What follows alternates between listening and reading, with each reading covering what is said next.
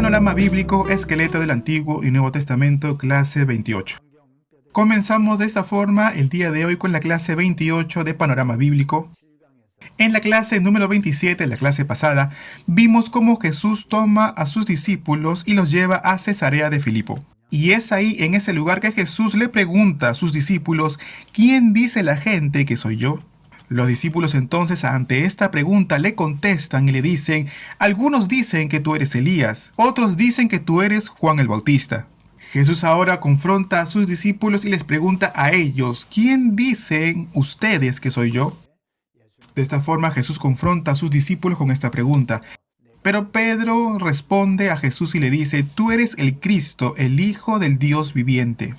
De esta forma es que confesó Pedro ante los demás discípulos. Entonces Jesús le responde a Pedro y le dice: bienaventurado eres tú, Simón, el Padre es quien te lo ha revelado. Amados seminaristas, nosotros sabemos que Jesucristo vino como el Salvador de toda la humanidad. Y también sabemos que Él cargó la cruz, murió allí para salvarnos a nosotros. Y si confesamos esto, no es por nuestras fuerzas, sino que es por la motivación, es por el Espíritu Santo que nos ayuda a poder confesar de esa forma. Si nosotros somos hechos hijos de Dios y confesamos que somos parte del pueblo celestial, aún esta confesión, no lo hacemos con nuestra propia fuerza, sino que solamente es por la infinita gracia de Dios. Entonces, Pedro confesó su fe, Juan, Jacobo. De entre los 12 discípulos de Jesús, estos tres fueron escogidos por él. Fueron escogidos Pedro, Juan y Jacobo. Jesús los escogió para que lo acompañasen y puedan subir a un monte cercano de allí. De esta forma lo dice el libro de Mateo, el capítulo 17 en adelante. Verso 1 dice: 6 días después, tomó a Pedro, a Jacobo y a Juan, su hermano, y los llevó aparte a un monte alto. Según el libro de Lucas, nos dice que fue en el 8º día que Jesús subió al monte. En realidad, saber qué día fue no tiene mucha importancia. Lo importante es saber que se trataba de un monte lejano de ese lugar, y muy probablemente hubiese sido el monte Hermón. Y habrá sido ahí ese lugar en donde Jesús se llevó a estos 3 discípulos para poder orar. También nos cuenta la Biblia que allí se le aparecieron Moisés y Elías, quienes conversaban con el Señor. Pedro, que ve a Jesús hablando con Moisés y con Elías, le dice: bueno es para nosotros que estemos aquí. Hagamos aquí 3 enramadas, una para ti Jesús, una para Moisés y otra para Elías. Y vivamos aquí. Esta era la forma de expresarse de Pedro. A simple vista pareciese que eran palabras de fe de parte de Pedro. Pero en verdad nos damos cuenta que Pedro habría buscado el camino del mundo. Pedro, Jacobo y Juan eran los discípulos que tenían el llamado a predicar el Evangelio después de la muerte, de la resurrección y de la ascensión de Jesucristo. Y para esto Jesús estuvo entrenándolos a ellos durante 3 años. Jesús les enseñaba, los capacitaba como discípulos. Y pese a todo esto, Pedro, desconociendo la voluntad de Jesús, solamente veía las cosas desde la perspectiva del mundo. Pedro decía: qué lindo es estar aquí, pero no se daba cuenta de la verdad. Moisés recibió de Dios la ley en el monte Sinaí. Y Elías hizo cosas asombrosas, hizo milagros. Eran 2 personas representativas, profetas importantes del Antiguo Testamento, que en realidad debió haber causado una gran conmoción en Pedro y también en los otros 2 discípulos. Entonces Pedro, al ver toda esta situación, habrá considerado a Jesús al mismo nivel que los demás profetas. Pero de pronto se oye una voz desde el cielo que dice: este es mi Hijo amado en quien tengo complacencia, a él oídle. Luego Jesús baja del monte de la Transfiguración y recorre la zona de Decápolis, según el libro de Lucas. Les había hablado ya en muchas ocasiones acerca de Decápolis, que está al oriente del río Jordán y al sur del mar de Galilea. Y les dije también que era una zona habitada mayormente por gentiles. También les había dicho que dentro de esta ciudad que habían 10 ciudades muy importantes, las más importantes de Grecia, en aquel entonces. Y en ese tiempo era Siria quien gobernaba sobre Decápolis. Y el libro de Lucas nos dice que Jesús predicó el Evangelio por esa zona. No sabemos cuánto tiempo estuvo en esa zona, pero lo dice la Biblia. Ustedes ya han visto en las anteriores clases la ubicación de Decápolis en el mapa, así que en esta oportunidad lo vamos a pasar por alto. Después de esto, Jesús toma a sus discípulos y se dirigiría a Capernaum. Y de Capernaum se dirigiría a Betania. Aquellos dos lugares eran llamados así: uno al oriente del Jordán, y esta ciudad de Betania es el lugar donde Jesús fue bautizado por Juan el Bautista. Pero también había otro Betania, que se encontraba al oriente del Jordán, y allí se encontraba la torrente de Cedrón. Y al oriente se encontraba el monte Olivos. Del otro lado del monte Olivos se encontraba la otra Betania. Y es ahí de donde es Lázaro, María y Marta. Y en realidad era conocida como una zona para pobres. El día de hoy se puede conocer también ese lugar y está habitado mayormente por palestinos y árabes de una condición pobre. Bueno, entonces Jesús de Capernaum se dirigiría a Betania. Y se pensaba que Jesús pasaría por la llanura de Jezreel, es decir, que fuera del lado oriental al lado occidental del río Jordán. Podemos imaginarnos que está Nazaret, al sur se encontraría la llanura de Jezreel, y desde ese punto se llega al valle del Jordán, se cruza el Jordán para tomar la cuesta arriba con dirección a Jerusalén. Pero Jesús en estos tiempos, con un propósito particular, pasaría por Samaria. Pero antes de pasar él, manda primero a sus discípulos, para que averigüen en Samaria dónde ellos podían morar. Los samaritanos entonces no recibieron bien al grupo de Jesús. Juan y Jacobo dicen entonces: haremos descender fuego del cielo para que los consuman a todos ellos. Amados, en aquellos tiempos los samaritanos eran considerados como perros, como gentiles de parte de los judíos.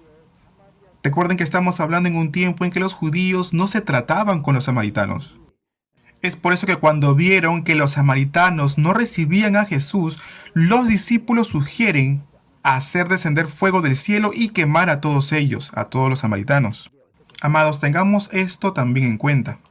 ¿Por qué? Porque el Evangelio será predicado en primer lugar en Jerusalén, luego en toda Judea y luego en Samaria. Y la gente de ese entonces, y aún los mismos apóstoles, decían que los samaritanos eran gentiles y que no iban a recibir la salvación.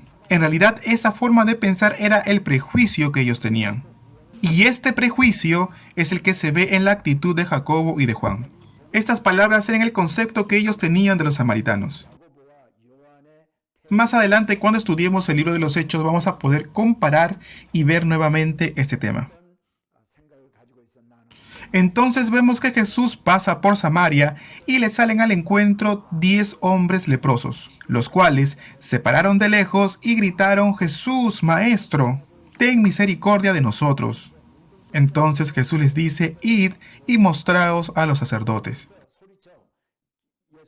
Amados seminaristas, 10 hombres leprosos fueron a mostrarse a los sacerdotes.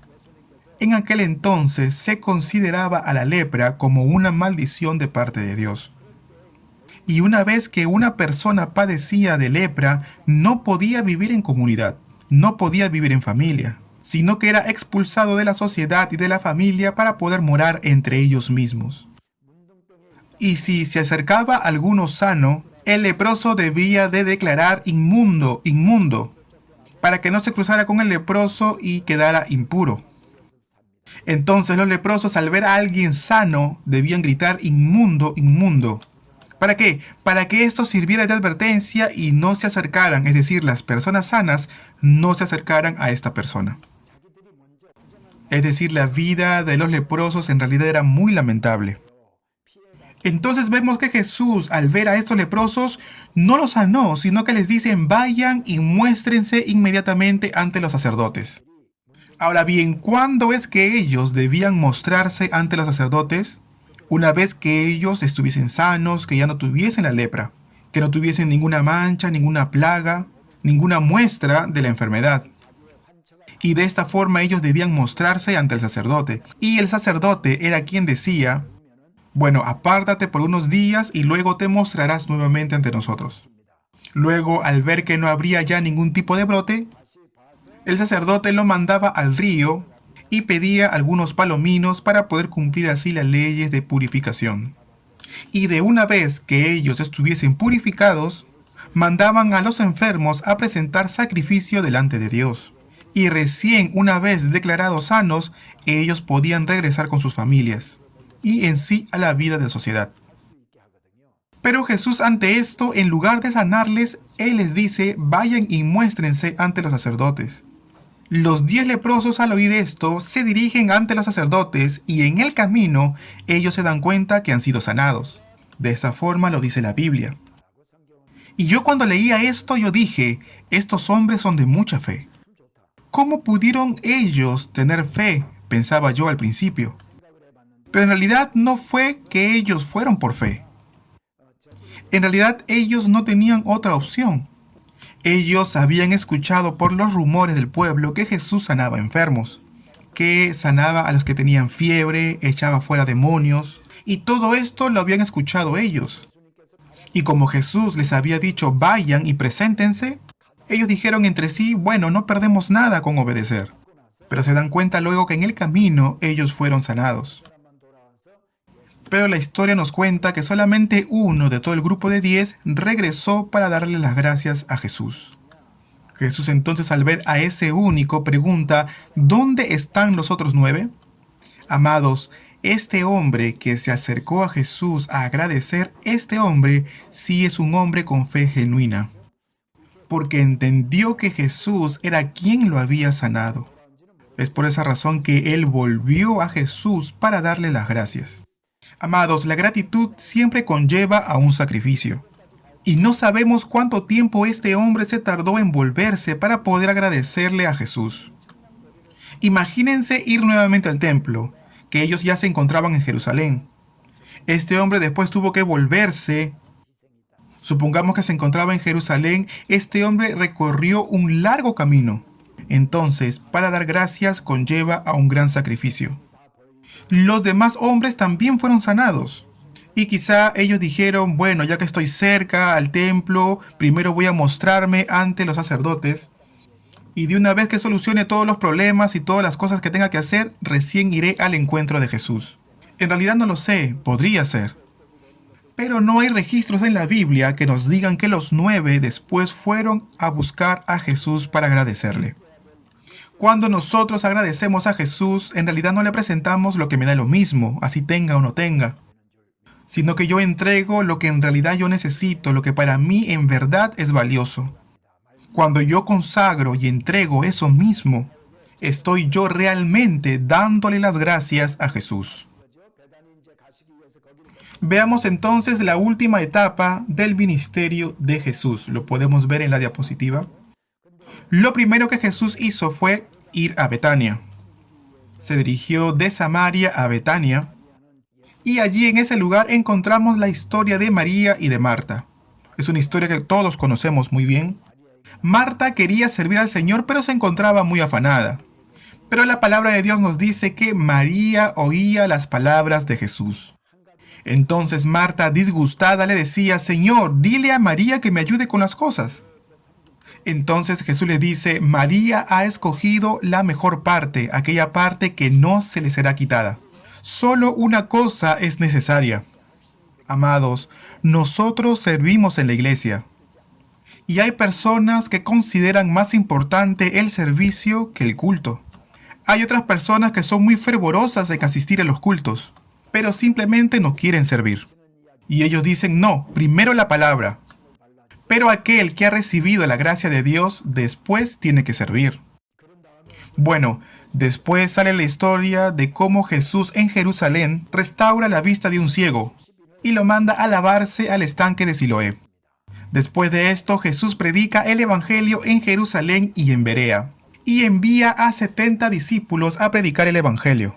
Luego regresaría a Betania y resucitaría a Lázaro.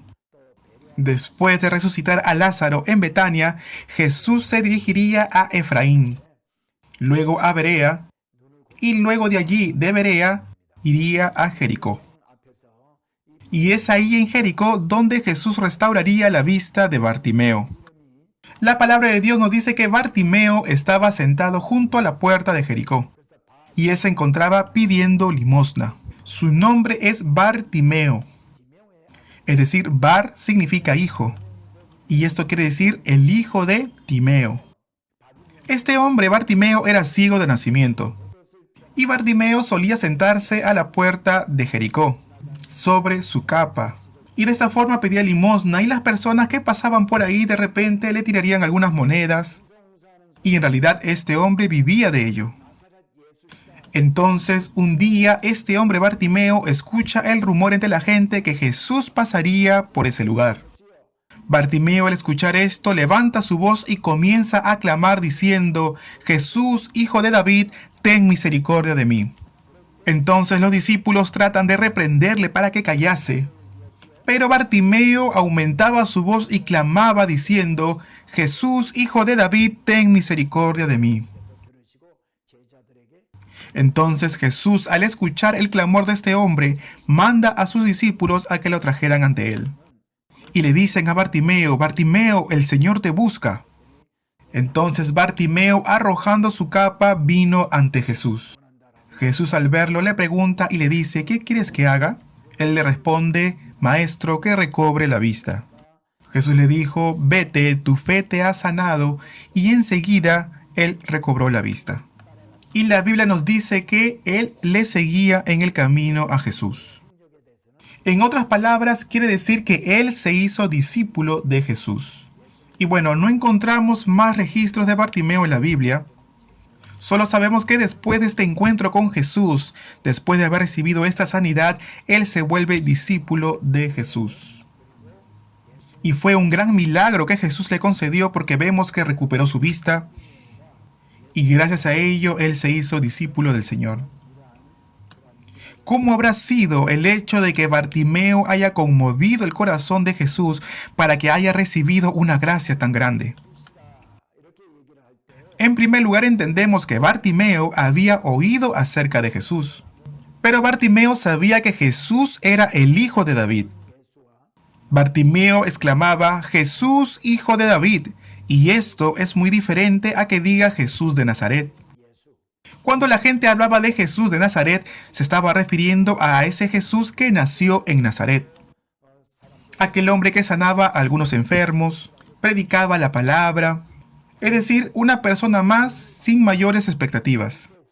Pero Bartimeo sabía que Jesús de Nazaret era el hijo de David, el Mesías que los judíos estaban esperando. Quizás él había tomado la decisión antes, que cuando pasara Jesús por aquel lugar, él podría tener todos sus problemas resueltos. Es por esta razón que cuando él oyó que Jesús de Nazaret estaba pasando por aquel lugar, él clamó sin dudar: Jesús, hijo de David. Bartimeo, en primer lugar, conocía la identidad mesiánica de Jesús. Y en segundo lugar, clamó a viva voz a Jesús.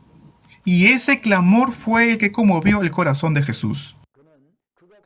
Y en tercer lugar, cuando le dijeron a Bartimeo: Bartimeo, el maestro te busca, él dejó su capa, él dejó lo más precioso que él tenía, la capa. Y dice la palabra que arrojándola a un lado, él corrió hacia la presencia de Jesús. La capa era muy especial para Bartimeo, porque en la noche le daba abrigo y durante el día lo cuidaba del calor. Además, Bartimeo extendía la capa para que las monedas que la gente le daba no cayeran en otro lugar, y de esta forma Bartimeo pudiera recibir todas las limosnas. En realidad, esta capa era algo muy precioso para él, muy apreciado. Pero Bartimeo, cuando oyó que Jesús lo estaba buscando, lo había llamado, él dejó incluso lo más precioso, lo más preciado para él. ¿Para qué? Para de esa forma seguir a Jesús. Bartimeo sabía que este encuentro con Jesús iba a ser mucho más valioso que la capa que él tenía hasta en ese momento. Por eso es que no escatimó a hacer la capa, a hacer su capa a un lado, para poder salir al encuentro del Señor. Cuando nosotros buscamos a Jesús con esta actitud, conmovemos su corazón. Les bendigo en el nombre de Jesús para que todos podamos tener esta fe de Bartimeo. Continuando entonces, vemos que Jesús se encuentra con Bartimeo y de ese lugar partirían nuevamente a Betania. Y cuando Jesús se dirigió a Betania, 6 días antes de la Pascua. Entonces 6 días antes de la Pascua sería el día sábado. El día sábado sería el día que él fue a Betania, donde iría a morar a la casa de María, Marta y Lázaro. Ya Lázaro había muerto y había resucitado. Ahora bien, vamos a concentrarnos en los últimos días de Jesús. Jesús se dirigió a la casa de Marta, María y Lázaro, y a la mañana siguiente Jesús cruzaría el monte Olivos, y en Betfagé se sube a un asno y entra a Jerusalén. Desde ese día hasta la Pascua serían los últimos días de Jesús aquí en la tierra. Sería la última semana de Jesús, semana que vamos a verla a fondo. Entonces entró a Jerusalén, murió en la cruz, resucitó y ascendió a los cielos. Ahora bien, quiero enseñarles nuevamente esta diapositiva. Jesús murió en la Pascua. Entonces de esa Pascua podemos retroceder un año, otro año más y otro año más. Son 3 Pascuas que terminamos de esta forma. Vamos a verlo nuevamente. Un año aquí, 2 y 3. Y desde el día del bautismo de Jesús hasta la primera Pascua serían aproximadamente 6 meses.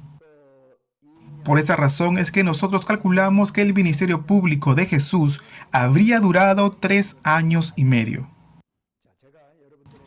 Ahora bien, vamos a concentrarnos en la última semana de vida de Jesús que han quedado registrados en los libros del Evangelio.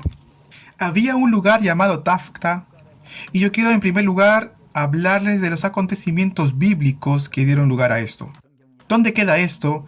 En el libro de Mateo dice que Pedro y Andrés estaban recogiendo las redes cuando Jesús les salió al encuentro y les dijo: síganme y os haré pescadores de hombres. Y dice la palabra de Dios que ellos, al instante dejando las redes, le siguieron.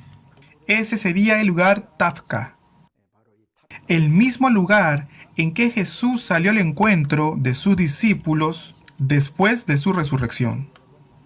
Pedro y algunos discípulos se encuentran reunidos, entonces Pedro dice: yo iré a pescar. Y los discípulos que se encontraban con él le siguieron. Y vemos a los discípulos y a Pedro pescando. ¿Qué significa esto? ¿Qué significa volver a su vida antigua? ¿Qué significa volver a su antigua profesión? Es volver a su estado antes de conocer a Jesús. Cuando conocieron a Jesús, ellos comenzaron a dedicarse a predicar el Evangelio. Pero cuando ellos vieron la muerte del Señor Jesús, y aunque vieron la resurrección de Jesús, ellos esperaban que Jesús hiciera algo. Pero como nada pasaba, vieron que Jesús no hacía nada de lo que ellos esperaban, sino que Él aparecía y desaparecía, y así una y otra vez. Yo creo que ellos se desanimaron. Y es así como los discípulos decidieron volver a su antigua vida. Y se fueron todos a pescar, y es allí donde aparece Jesús. Jesús sale al encuentro de ellos y de lejos les dice: muchachos, ¿tendréis algún pescado? Y aunque ellos habrían tratado toda la noche, ellos no pudieron pescar. No pudieron pescar durante toda la noche y le responden al maestro diciéndole: no tenemos ninguno. Jesús le dice entonces: echen la red del lado derecho de la barca. En la noche pasada los discípulos habían echado la red en las profundas aguas. Habían intentado del lado derecho, del lado izquierdo, incluso en las partes que no son tan hondas. Y a pesar de todo eso, al oír las palabras de echar las redes del lado derecho de la barca, ellos capturaron una gran cantidad de peces muy numerosas. Entonces, cuando los discípulos llegan a la costa, encuentran a un Jesús que ya había hecho fuego. Ya había prendido la brasa, había puesto el pan, había puesto peces sobre la brasa y se encontraban ahora desayunando. Tabgta es el lugar donde ocurrió todo esto. Miren, esta es la foto tomada en el mar de Galilea. Cada vez más el mar de Galilea tiene menos caudal. Antes el mar de Galilea llegaba hasta aquí. Les voy a marcar nuevamente, antes llegaba hasta aquí. Probablemente. Sobre esta roca Jesús les habría hablado a sus discípulos. Y sobre esta roca también Jesús hubiese llamado a Pedro y Andrés como sus discípulos. De esta forma se cree como tradición. Es por eso que en este lugar tenemos una iglesia que lo conmemora. Ven, esta piedra se encuentra dentro de esta iglesia. Y es llamada una iglesia conmemorativa, una iglesia que conmemora justamente lo que ocurrió en este lugar. También tenemos una parte que son mosaicos, tenemos los peces, tenemos los panes que se encuentran sobre la brasa. Entonces, este es el lugar donde Jesús llamó a sus discípulos aún después de resucitar. Después de comer el desayuno con sus discípulos, Jesús le pregunta a Pedro: Simón, hijo de Jonás, ¿me amas más que a estos? Amados, cuando Pedro recibió esta pregunta, imagínense cómo se habría sentido Pedro. Jesús les salió al encuentro en la madrugada, les preparó el desayuno. Ellos comieron, compartieron con Jesús. En realidad yo me imagino que Pedro estaría muy avergonzado. ¿Por qué? Porque Jesús ya les había anunciado que él iba a morir. Entonces Pedro le dijo en aquella oportunidad: no, maestro, que esto nunca te acontezca. Todos los demás te podrán negar, pero yo no lo haré hasta la muerte. De esta forma Pedro le aseguró al Señor.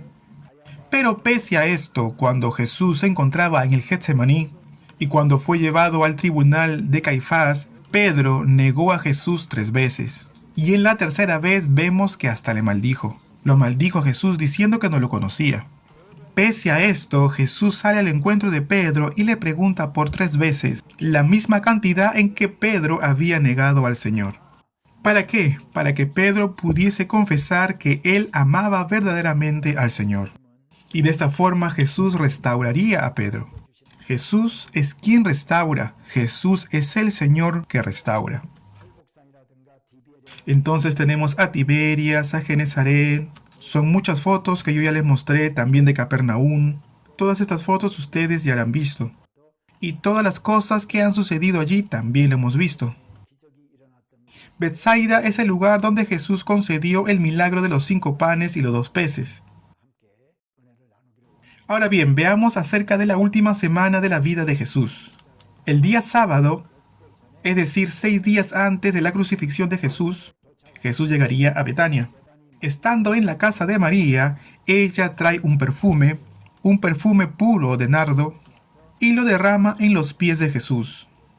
Los enjuga con sus cabellos, y Judas dice: ¿por qué no fue vendido este perfume en 300 denarios?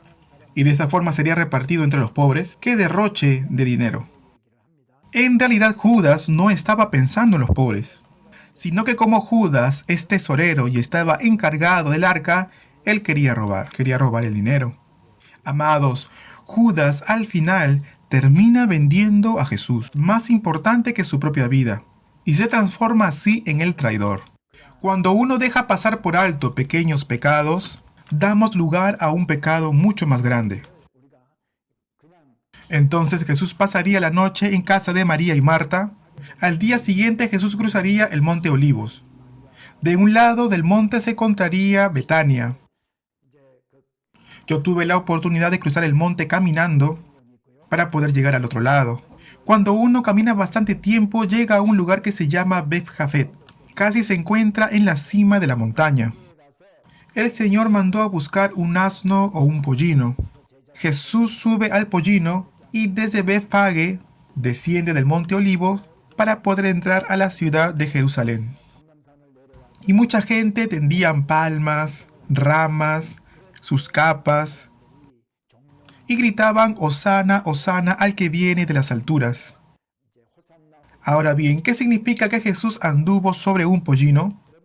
No fue solamente porque Jesús era humilde, sino que en realidad el andar en un pollino tiene otro significado.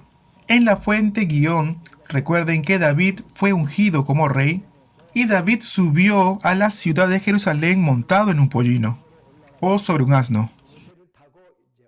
Entonces, el hecho de que Jesús se sentara sobre un asno, o pollino, era una ceremonia que tenía que ver con la ascensión hacia el trono.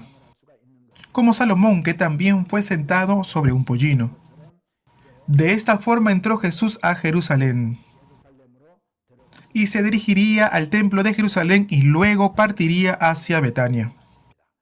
El día lunes vuelve una vez más a Jerusalén, entró al templo y allí purificó el templo. Ese mismo día, los líderes religiosos conspiran para poder matar a Jesús. Ahora bien, les quiero mostrar algunas fotos y les quiero mostrar la imagen del templo. Esta es una maqueta del templo de Herodes. Este es el templo y ahí se encuentra el atrio. Les voy a mostrar otra foto que se ve mejor. Esto es el templo de Herodes. Ahí ven que hay una puerta que es conocida como la Puerta la Hermosa. En el libro de los Hechos volveré a explicar acerca de esta puerta. Es ahí donde Pedro y Juan se encuentran con un cojo de nacimiento y lo levantan en el nombre de Jesús. Y dicen estas palabras muy conocidas: no tengo oro ni plata, sino lo que tengo te doy. Y les dice también: en el nombre de Jesucristo, levántate y anda. Todo esto sucedió justo ahí, en la Puerta la Hermosa que se encontraba en el templo. Esto que ven aquí es el pórtico de Salomón.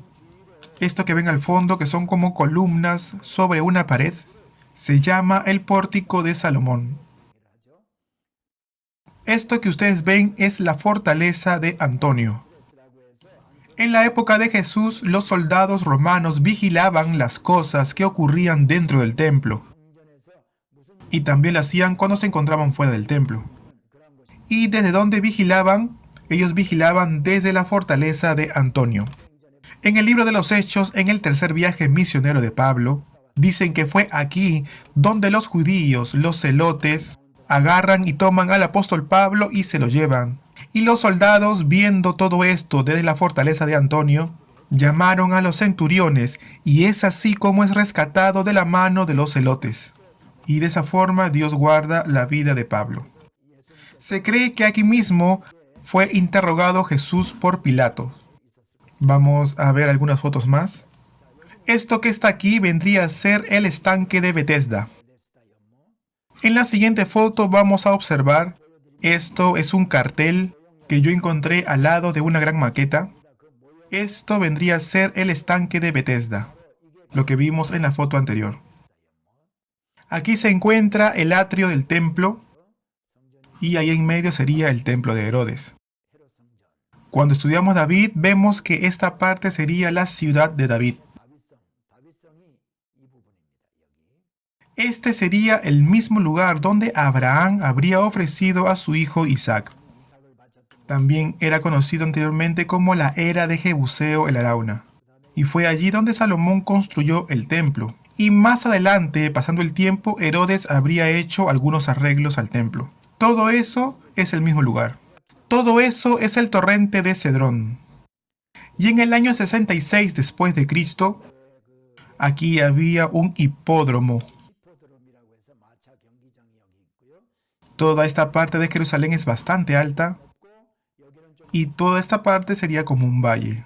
Toda esa parte es el valle y donde está el templo sería altura. El templo se encuentra como en una cierta altura. Entonces todo eso se encontraría en el monte Sión.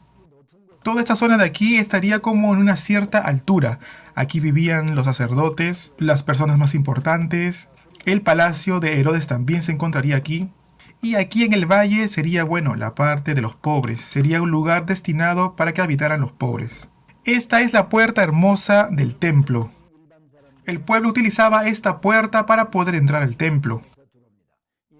En el estanque de Siloé se purificaban, se lavaban, para poder entrar por aquí y luego presentar los sacrificios. Los sacerdotes utilizaban esta puerta, ellos utilizaban otra puerta. ¿Para qué? Para no contaminarse así con la gente del pueblo que ingresaba por la puerta la hermosa.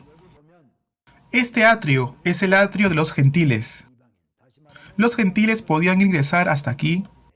No sé si llegan a ver, pero hay un muro bajo. Ese es el atrio de las mujeres por dentro. Entonces, hasta aquí podían ingresar el pueblo de Israel y las mujeres. Esto lo vamos a volver a ver cuando veamos el libro de los Hechos. Veremos que el apóstol Pablo fue expulsado por los judíos. ¿Por qué? Porque él habría entrado al templo con alguien gentil. Y era una zona donde no podían ingresar a los gentiles. Y en verdad no era cierto, era tan solo una calumnia. Continuando con la historia, podemos ver que después Jesús purifica el templo. Y esa misma noche vemos que los líderes religiosos conspiran contra Jesús. El día martes, Jesús debate con las autoridades religiosas en el templo, seguido por la historia de la ofrenda que presenta la viuda, las dos blancas, ¿se acuerdan? Después de esto, Jesús se va al monte de los olivos con sus discípulos para poderles hablar acerca de los acontecimientos de los últimos días. Algunos sostienen que la iglesia del Señor pasará por los 7 años de la gran tribulación porque se basan en este pasaje bíblico. Mateo capítulo 24 y Marcos 16. Pero yo les dije también que esta palabra que Jesús le entregó a sus discípulos es para los discípulos judíos, aquellos que van a pasar por los 7 años de gran tribulación. Y sería un periodo en el cual Israel sería restaurado. Y serían los discípulos que van a ser utilizados en esos tiempos de gran tribulación. Hay un motivo por el cual nosotros podemos estar seguros que no pasaremos por la gran tribulación. La palabra de Dios dice que por causa de los escogidos, el Señor acortó aquellos días. Días de gran tribulación como nunca ha habido antes ni después. Nosotros que creemos somos atribulados de todas maneras. Quizá por una enfermedad, por el cáncer. Quizá podemos perder toda nuestra economía de un día para otro. Todos pasamos por algún tipo de tribulación. Pero la tribulación de la que habla la Biblia en los últimos días será una tribulación diferente. Pero nosotros vamos a ser librados de ello. Al que venciere será librado de los días de la gran tribulación. Nosotros hemos sido hechos hijos de Dios, somos el pueblo celestial. Dios nos librará de los 7 años de la gran tribulación. Antes nos resucitará y nos arrebatará para poder estar con el Señor. Por eso es que aquellos que creen en Jesús y son hechos hijos de Dios, tenemos la convicción de que no pasaremos por la gran tribulación. Bueno, y el día miércoles Jesús permaneció en Betania. Jesús permaneció en ese lugar sin mayores actividades. Ya hablamos del día sábado que llegó a Betania, del domingo, hemos tocado el lunes y martes, y el día miércoles estaría en Betania. Marcos y Mateo registran que Jesús estuvo en la casa de Simón el leproso. Luego una mujer se le acerca con un alabastro de perfume y lo derrama en los pies de Jesús. Los discípulos reprenden a la mujer, pero Jesús le dice, no la reprendan, porque ella me está preparando para mi sepultura. Y él le pidió que diera a conocer a otros lo que había sucedido en aquel día. Eso ocurrió en el día miércoles. Todo eso ocurrió el día miércoles, y los principales sacerdotes habían acordado el arrestar a Jesús y matarlo. Veamos el día jueves. Jesús estuvo en el aposento de Marcos, celebrando las Pascuas, o la Última Cena.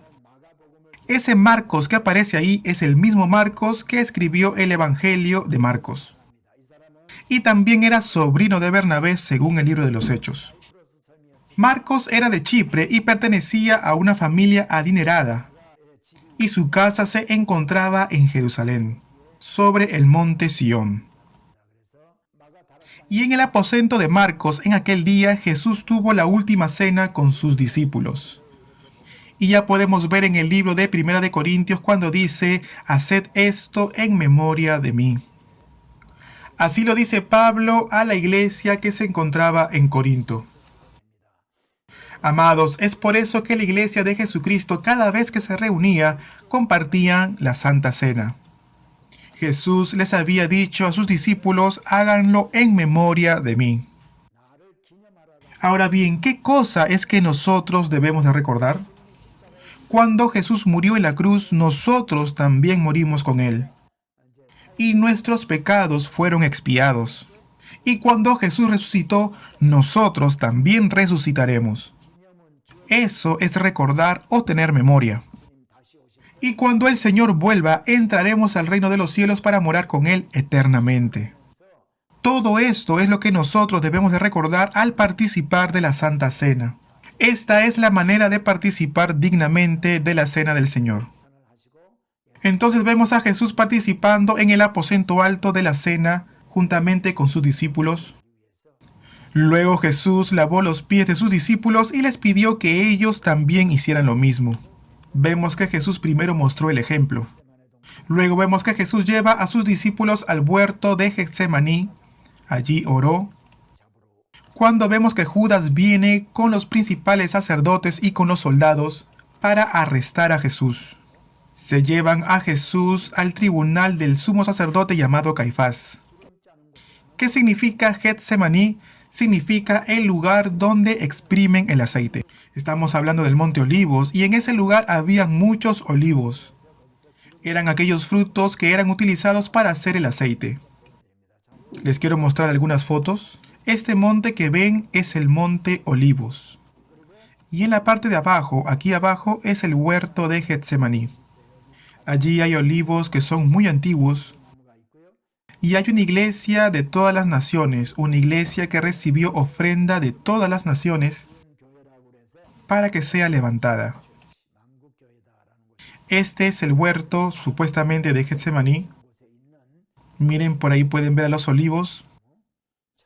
Y se puede considerar que puede tener más de 1000 años. Ahí lo podemos ver más de cerca. Aquí esos árboles tendrían más de 1000 años. Miren, todo esto son árboles muy antiguos. Esta es la iglesia de todas las naciones. Y ahí vamos a poder observar 4 esculturas que están encima de las columnas. Serían Mateo, Marcos, Lucas y Juan. Los 4 autores de los libros del Evangelio.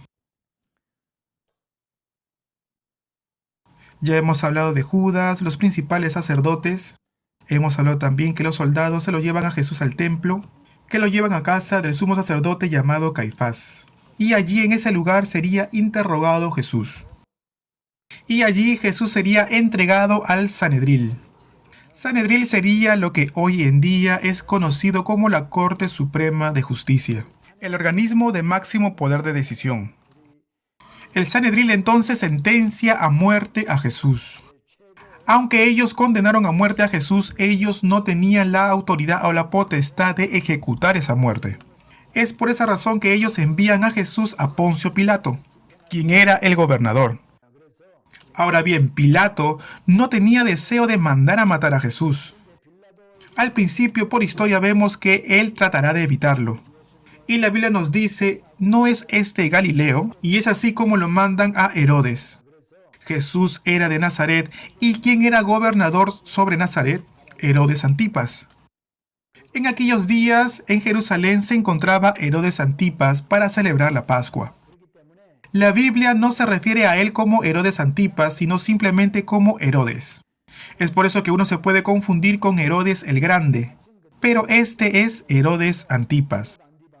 Como Herodes Antipas era el gobernador de la región de Galilea, Poncio Pilato lo manda a Jesús a Herodes Antipas. En aquel día vemos que los soldados de Herodes menosprecian a Jesús, se burlan de él, lo escarnecieron. Dice la palabra que lo vistieron de una ropa espléndida como para burlarse de él. Al final, Herodes vuelve a enviar a Jesús con Pilato. Y al final, Pilato decide ejecutar a Jesús con la muerte en la cruz. Este sería el lugar donde Jesús fue crucificado, muerto y sepultado. El día de hoy en ese lugar se levantó una iglesia conmemorativa